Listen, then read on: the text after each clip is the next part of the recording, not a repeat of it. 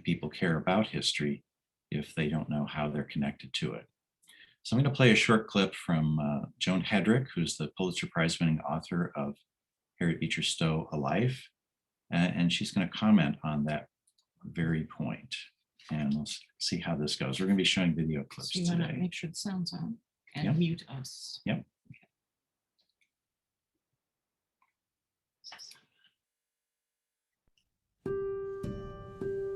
I think Harriet Beecher Stowe remains very relevant to this country.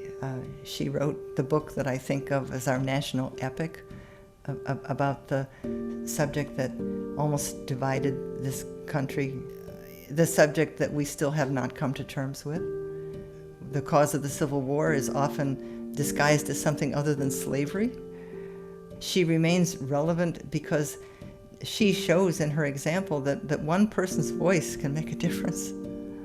I think it's very empowering, just really acting on your beliefs and not worrying about the consequences. And it was, pretty hazardous, I suppose, for a woman to step outside her role and take on something like abolition.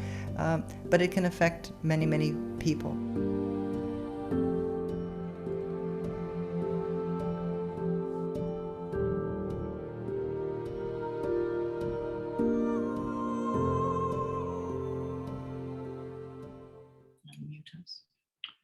Okay, so we began this.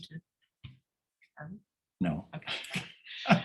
We began this journey by kind of walking in Harriet's footsteps. And at this point, we've been to her birthplace, which was in Litchfield, Connecticut. She was born on June 14th. That's, of course, later became known as Flag Day. 1811. 1811. To Roxana Foote and Lyman Beecher. Been to that location. There's just a historical marker now. The house she was born in is gone. Her father, Lyman, was a very famous minister in his day. I guess I would compare him to the kind of fame that Billy Graham had as I was growing up. So he was kind of famous, and he was a preacher, a minister on the East Coast for about 30 years. And they were based in Boston, actually, when a call came from Cincinnati. And the folks who were setting up the Lane Seminary, a new school in Cincinnati, were kind of looking for a rock star, a celebrity, yeah, if you will, a minister of note. And they asked Lyman Beecher to come. I think he was in his 50s. I think so, when he yeah. made that move. And so kind of a bold move for a man at that age, at that time. Ohio being on the frontier, kind of. So it was a very different setting. So it was he and Beechers. most of the family that moved to Cincinnati. It wasn't just Lyman alone. Right. And Harriet was among them that moved. So I think that sets us up for our next. Right. So we're going to. And bear with us, this is kind of new for us using Zoom with these clips. So we're trying to make sure that our sound is coming through and everything. And I'm sure we'll get some kind of notification if we screw it up. We'll try not to do that. Okay. So we want to learn just a little bit about what Cincinnati was like for the Beechers. Let's take a look at that. Do you need to mute us?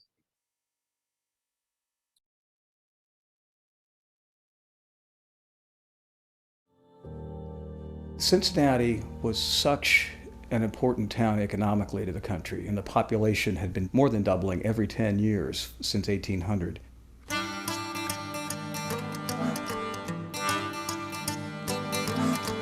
The Queen City of the West, it was called. Steamboats could go both directions up the Ohio River. It became the great inland river port. You could find everything that you could find in the major cities of Europe. The economy was doing well. There were lots of pigs. Cincinnati was known as Porkopolis. There were rules that you could only drive pigs through the city at night, right? But that doesn't clean the streets. You could not walk in any direction without bumping into the snout of a pig. The buildings were bricked and the shops were elegant. They saw many different nationalities. They heard many different accents on the Cincinnati landing. It was so diverse. For Stowe, I think it was extraordinarily stimulating.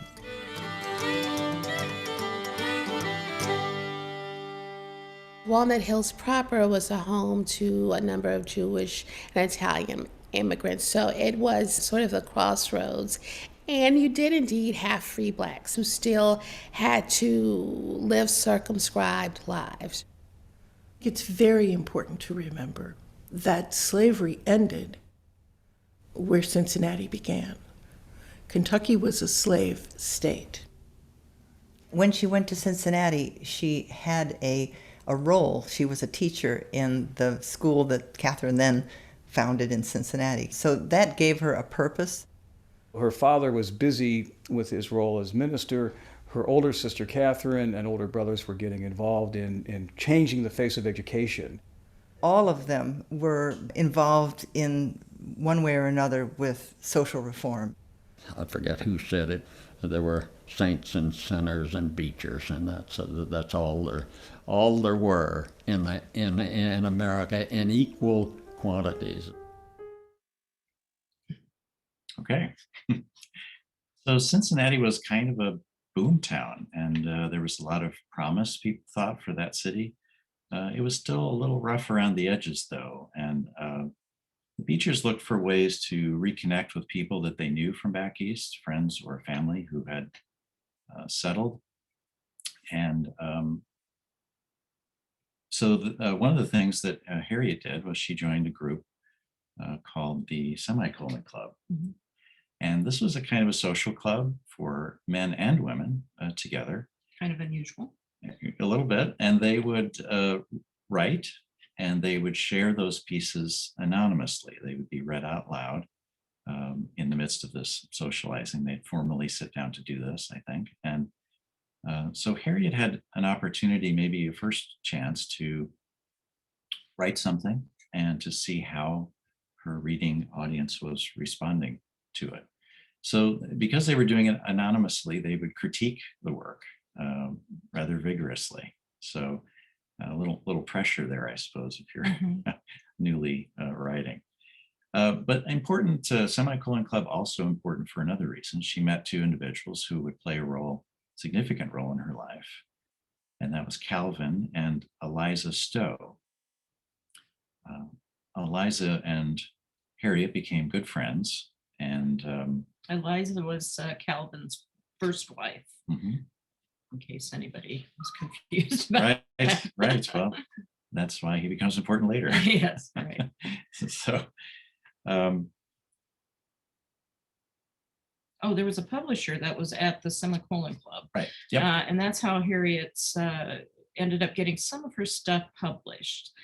She had been doing letter writing at that time for women was really a big deal. It's not like our, emailing and this kind of thing today. It was really very involved and almost an entertainment for people to sit around and read letters out loud to one another. So she was focused on that. She was doing some writing for educating young children, and but her focus was mostly on these little sketches that she would do. Just at that. So the proximity of Cincinnati to a slave state, Kentucky, did give her a different view of slavery, certainly. Now, the Beecher family were colonizationists, which essentially meant they thought that slavery should end, but they thought that all Black citizens of the United States should be returned to Africa. That was their solution. Abolition was considered to be a more radical position at that time. And so that's where the Beechers were coming from, at least at the time they moved to Cincinnati. I'm going to play just a short clip here about the slavery issue.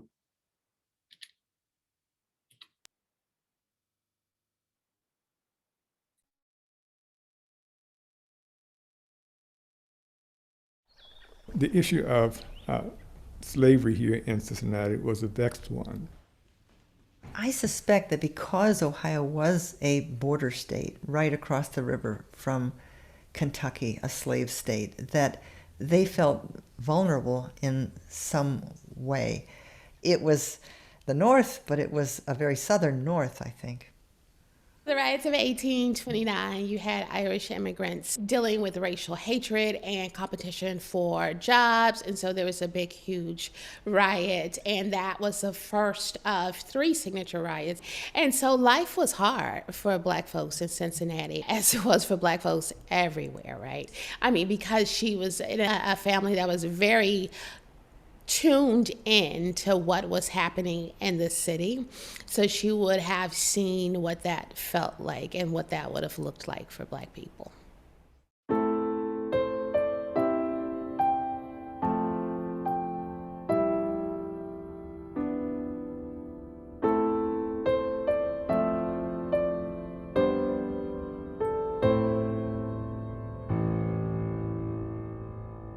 In her early years in Cincinnati, Harriet and a fellow teacher went for a couple of days to the town called Washington, Kentucky. Washington was a cultural center, a very busy town, but it was somewhat large for its time, and many of those buildings still stand, just as they did 200 years ago. They stayed at that Marshall Key home, and from there they kind of toured the countryside. They went to church one Sunday morning there. They toured plantations. Not far from the Marshall Key house at the courthouse, she witnessed a slave auction in which a child was sold away from its mother. How she was silent, she was just stunned. She just kind of kept her mouth shut and her eyes open and her ears open and absorbed everything around her. She had this gift for keeping things inside her for a long time before she would commit them to paper.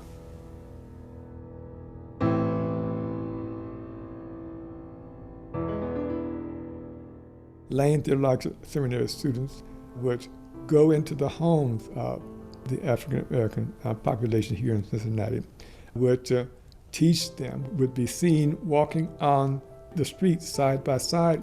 These were all things that were antithetical to the social norms of Cincinnati.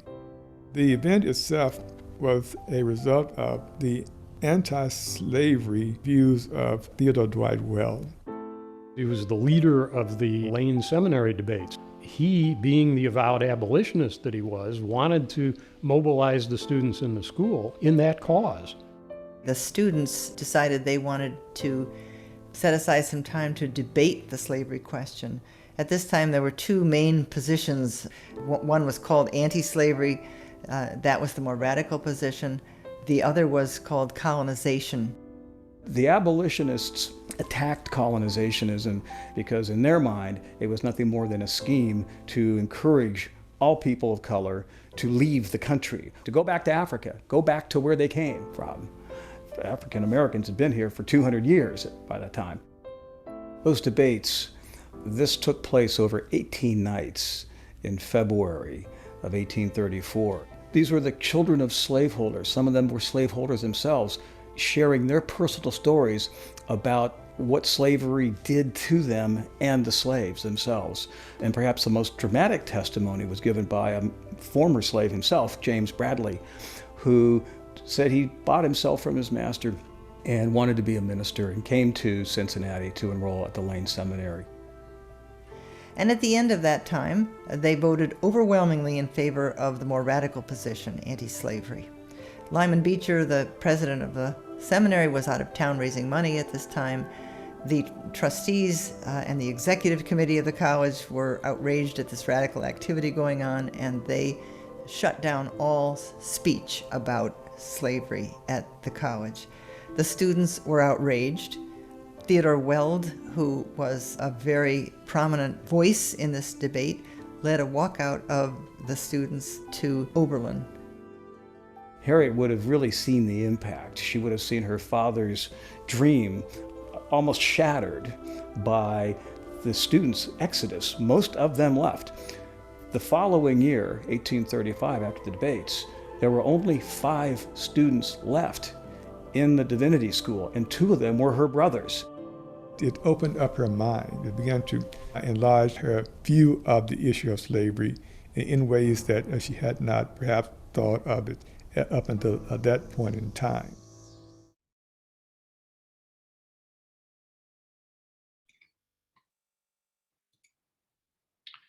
Okay, so that section of the film did a nice job too of highlighting many of the key um, incidents or things that Harriet observed regarding slavery while she was in Cincinnati that really had an impact on her later work. One of the things that had a significant impact and that we can relate to so much better now, and that is the scourge of cholera that periodically cropped up in Cincinnati and other places. It was a little different than what we've experienced with our pandemic in the sense that we know more about what to do. We understand the mechanisms better. Even early on, we understood better than what they did in Cincinnati. It was really just a mystery to them what was happening and how the disease was transmitted. And specifically, the disease affected Harriet in the sense that Calvin Stowe's wife, Eliza, and Harriet's good friend, died of cholera. And Harriet, as Joan Hedrick said, comforted Calvin during his mourning period. And in the process of comforting him, the two fell in love and married.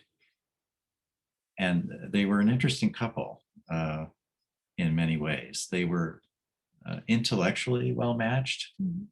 So they had a lot of the same interests and Same kind of wit. yep. But personality wise, very, very different. Calvin was more organized, maybe more precise. Harriet a little more carefree, so maybe and didn't plan so much. Not so organized. Also, we should mention that Calvin was a professor at Lane Seminary. Yeah. So he was a Bible scholar. And because the majority of students left, there wasn't a whole lot of money coming in. Yeah, the at that time. seminary paid off and on, and sometimes more off than on. It really presented them with a financial challenge, and that was another thing about Harriet. She wasn't terribly good with finances, no. it seems. So The other thing it was a is challenge for them. Harriet and Calvin loved each other very deeply. Right. They were really a good partnership. And Harriet had no problem having children or getting pregnant. Well, in fact, the only sort of birth control they engaged in was not being together. They spent quite a long time apart. He would take trips. Calvin yes. traveled, and that was, in a sense, the way they controlled the size of their family. Right. So I think that leads us to the next clip. All right, let's see if we can pull that up.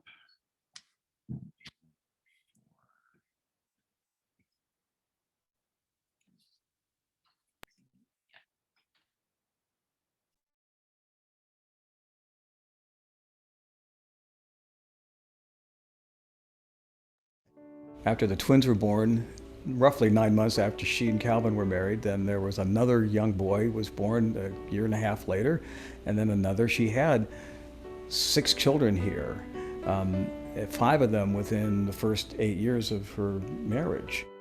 Harriet was helped a great deal by having so many servants that would do the cooking and the washing and even the taking care of her children.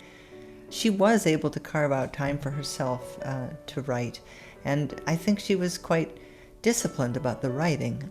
She said to her husband, "If I am to write, I must have a room of my own." The Lane Seminary did not always come through with the money that Calvin was supposed to make. They were not going to be wealthy people. So Calvin encouraged Harriet to write more pieces for Godey's Lady's Book. So this really was a spur to her literary production. And Calvin, right along, was extremely supportive of her literary career. He could see her talent. He said to her at this time, "You were meant to be a literary woman." do everything in your power to support that. She wrote a letter to Calvin at one point saying, "If I choose to be a literary lady, I have, I think, a good chance of making profit by it, as anyone I know." He writes back to her, "You must be a literary woman." Not lady, but woman. "It's so written in the book of fate. Make all your calculations accordingly. Get a good stock of health, brush up your mind, drop the E out of your name." Now, she had been signing her name Mrs. H.E. Beecher Stowe, which only encumbers it and stops the flow and euphony. "And write yourself only and always Harriet Beecher Stowe.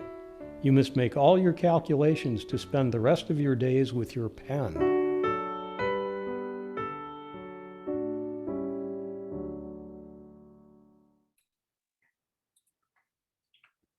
Just thinking that this is an excellent example of why we are filmmakers and not public speakers.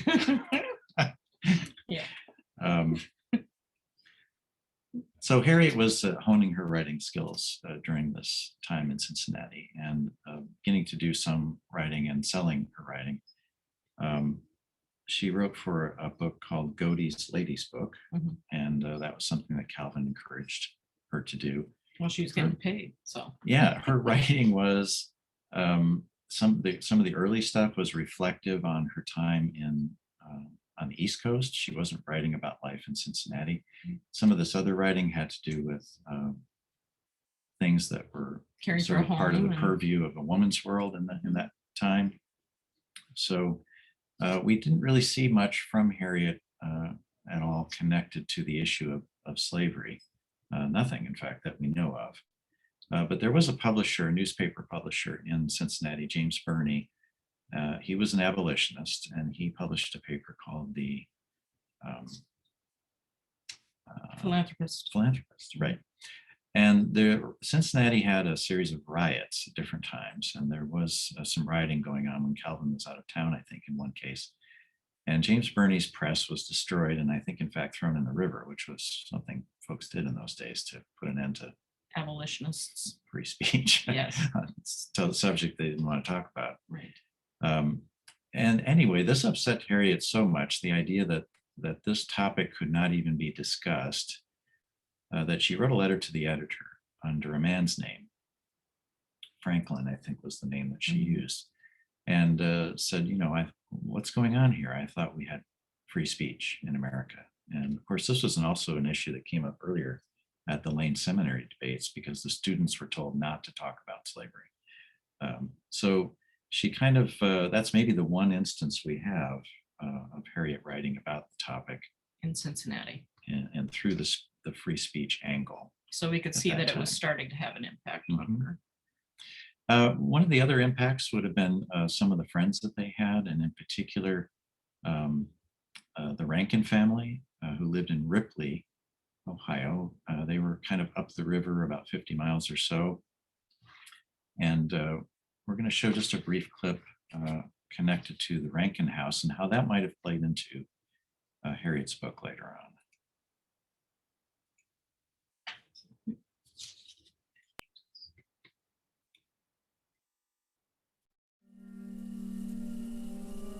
Not far from her front porch, in the spring of 1842, one of the merchants who was selling his vegetables down at the public landing had stayed overnight in Walnut Hills. When he got up that morning, it was still dark, to head back north to his home and his farm. There were a number of African Americans kind of gathered around his wagon, which had a false bottom in it. And it was well known that he would transport them further north and get them onto the Underground Railroad. This was John Van Zant. One of the women employed in their household, unbeknownst to them, was actually a fugitive slave. And when it became known that she was being sought by her master, who was coming across the Ohio River to fetch her back into slavery, Calvin and Harriet arranged for her to escape. They, in the middle of the night, took her to a safe place from whence she was able to travel on and elude the slave catchers. So they had direct experience with a slave threatened by being pulled back into slavery, somebody they knew, somebody they trusted, somebody who was part of their household. Pastor Rankin and Dr. Beecher were very close, and the families visited each other frequently. The Rankin house, of course, was seen as Grand Central Station on the Underground Railroad. The Underground Railroad was not a real railroad. It was a network of safe houses for escaped slaves. The Rankins visit the Beechers visit the Rankins, and it was while they were together at one point that the Rankins apparently felt comfortable enough sharing some of their stories of aiding fugitives in escape. The river had frozen solid, and then a warm snap settled in, and the ice over the river began to break apart. As the river began to thaw, this young woman decided to make a run for it with her child. She jumped from ice floe to ice floe. She was met on the other shore by someone who normally was a slave catcher, that he helped her up the hill to the Rankins. The Rankins never lock their doors, and so she goes in the middle of the night, and as one of the Rankin sons writes later, I come downstairs that morning to find this woman warming herself by our box stove and wringing out her wet clothes in our wash tub. And so the Rankins take care of her needs, and then as soon as it's safe, they move her on to the next station north. The 1840s in Cincinnati were very difficult for Harriet. In 1849, cholera swept through the city, and Harriet's youngest child, Samuel Charles, who was just 18 months old at the time, contracted the disease. All you could do was to pray that he would die soon. Losing him made her understand what a slave woman felt when her child was taken away at the auction block.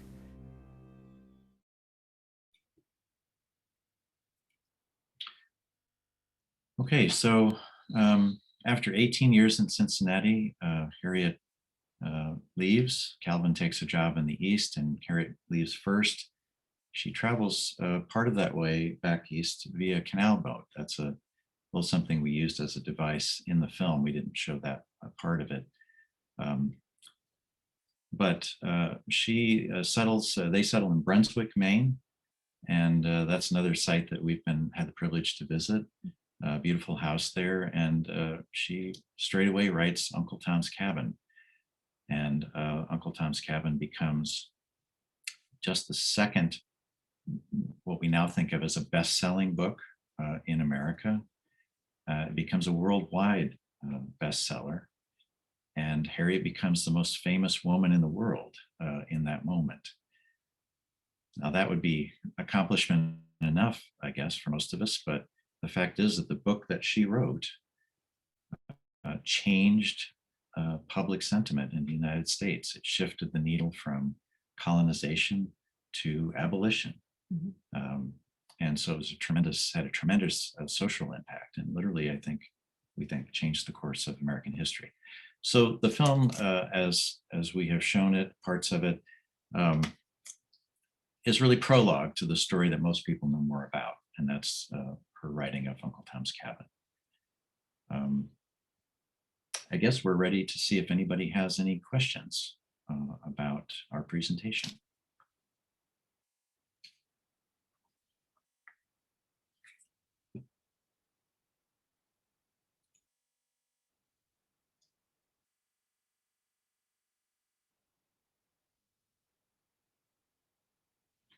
And I'm not sure where we do see questions. I think Megan comes in or something. Yeah, folks can ask them either via the chat function, or there's also a Q&A function in this webinar.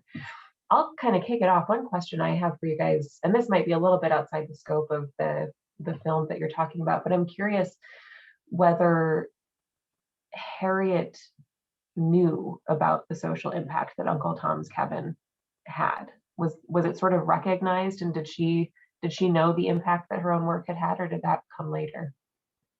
I would say she had no idea the impact that the book would have. I would say that at first, but right as she's writing it, I would say that's the case. Yeah, she just felt this. The 1850 Fugitive Slave Act really kind of was the straw on the camel's back. I mean, that was really what pushed her over the top in terms of wanting to write the book,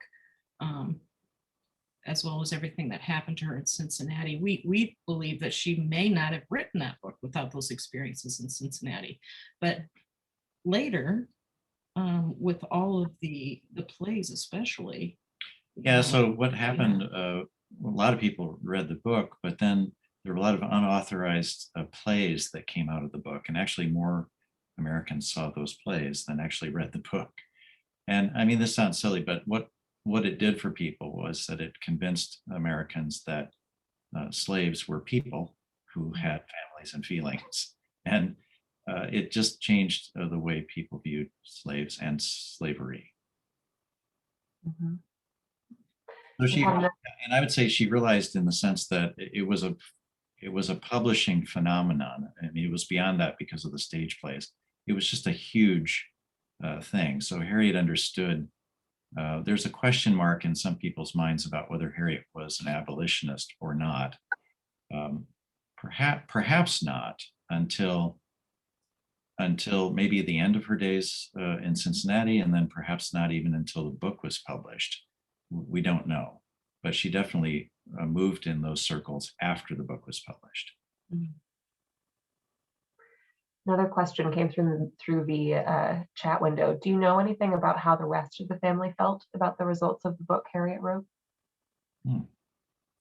Interesting question. I don't know. We've joked a little bit about the Beecher family because they were all terribly accomplished people, and I've often thought about what it would have been like to be part of that family and have all of these tremendous expectations of doing something great with your life. And her father was famous. Her brother Henry Ward Beecher. I think he was definitely. He became impacted by the also, book. yeah, he became also very famous, and Catherine was kind of famous too. So, yeah, they were all very they were overachievers, I guess, as a family. I don't really know if I can't even say if the book had an impact on Catherine. I know that she was following in the steps of her father when it came to colonization. So I certainly would be moved to change my opinion of that, but I'm not sure. So I don't think we can answer it. Another question for you. You noted that Harriet had quite a large family. Did she face any criticism from others for focusing on her work, potentially neglecting her large family?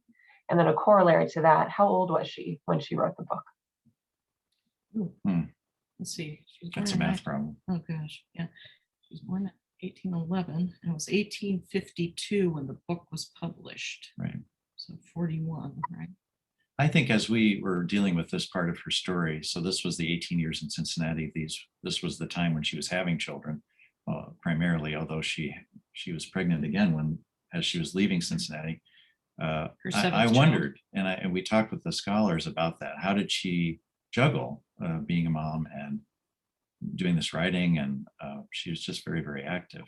She had a little bit of help, household help that perhaps most of us wouldn't have now. But I think it must have been a real challenge. And Calvin was a handful too when he was home. And so it must have been a challenge. She had some health problems during her times in Cincinnati and struggled with juggling all of that, I think. Yeah, but she loved being a mother, and she spent a lot of time with her children. They were her primary focus, believe it or not. But I mean, putting out Uncle Tom's Cabin, I remember hearing that in Maine, she would take them out into the park and let them play down by the water's edge while she would do her writing. And so that was, we spent some time in Maine, kind of, that was the wonderful thing about walking in Harriet's footsteps. You're just kind of walking around and you're out in those places where you knew she was creating this incredible book and that her children are growing up, and she loved them dearly. So I think she did work hard at balancing that time with them. And thankfully had help of servants who she considered friends. You know, she cared about them too. They were part of the family. We've got about 3 minutes left, and I know you have another piece of content you'd like to share. So let's go ahead and do that. Okay, we'll go out with that, and thank everyone for joining us today, and with apologies for any technical difficulties we might have had. Yeah. We're going to share the trailer for our film Sons and Daughters of Thunder. Now, this is a fictional story, you know, based on a true story, but a fictional presentation. And it is what sparked our interest in this documentary. It's how we got going on Harriet as a subject. And thanks again.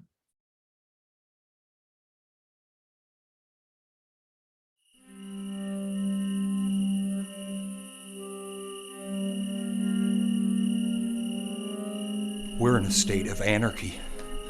War has been declared. What is this? That is freedom of speech. We're against slavery too, but abolition is another thing. There is a devil of pro-slavery sentiment about. Be careful how you influence these young men. Fear is being used to control public sentiment. We were just speaking with Mr. Weld. He has been filling your ears with anti-slavery, has he? What are you reading? Another letter from Calvin Stowe. Lyman, you are very new out here. If I were you, I would be careful. What do they care about someone else's liberty? As long as they have their own. Well, out east, they may be considered progressive, but here, they are radicals. We, the students, have been discussing emancipation. We think the topic should be discussed openly. Preposterous. Is it the duty of the slave-holding states to abolish slavery? Colored people have been living here for 200 years, and they have a God-given right to prosper here, just as we do.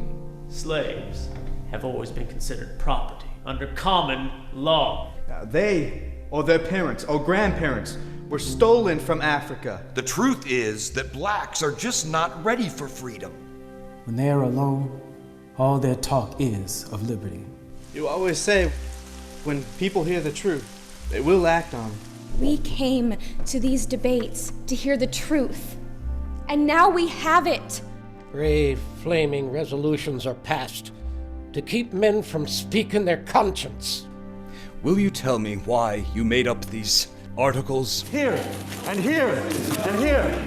Don't you think this abolition talk has gone too far? Is there no stopping you, Mr. Weld? Not until slavery is abolished, not until it or I am dead. A storm is coming. We need the storm. Abolish slavery! The whirlwind. And the earthquake.